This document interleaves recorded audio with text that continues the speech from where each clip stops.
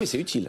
On a 1 minute 40 juste pour faire un clin d'œil sur une chronique que vous avez écrite qui a énervé certes, 1 minute 30. C'était une chronique sur l'avion vert. En attendant l'avion vert, modernisons les flottes actuelles. Sa spécialité, c'est le transport aérien en réalité depuis longtemps. Et du coup, oui, on s'interroge beaucoup sur comment limiter les émissions. On annonce pour 2025 5 milliards de passagers. Donc on n'est pas du tout dans la décroissance, contrairement à ce que rêvent certains. Et donc je me suis dit, la taxation environnementale, très bien, mais au niveau franco-français, ça marchera pas. Il faut que ça soit coordonné. Autant dire qu'on va pas le faire tout de suite. La carte carbone, jusqu'à preuve du contraire, les Français sont majoritairement contre. Limiter le nombre de vols. Troisièmement, l'intermodalité, c'est-à-dire faire en sorte qu'on prenne le train plutôt que l'avion, c'est super, mais ça prend du temps. L'avion vert, Airbus vous dit plutôt 2035 dans le meilleur des cas.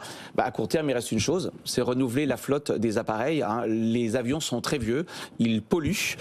Vous avez un âge moyen de la flotte qui doit être autour de 15 ans, ce qui est très ancien. Donc paradoxalement, si vous voulez décarboner à court terme, ça peut paraître un peu paradoxal. Plus largement, il faut produire plus d'avions, et pour produire plus d'avions, il y a un énorme problème de goulot d'étranglement au niveau du capital humain. Le bras de fer à toutes les injonctions écologiques depuis quelques trimestres, il est quand même spectaculaire. Regardez ce qui se passe sur la voiture électrique, regardez ce qui se passe sur les chaudières à gaz. C'est-à-dire qu'on a tout fait pour les décourager, on les a surtaxés. Elles se vendent comme des petits pains. Plus 15% de vente de chaudières à gaz cette année. Donc il y a bien quelque chose qui ne va pas dans les incitations qu'on envoie pour la transition écologique. C'est sûr que si on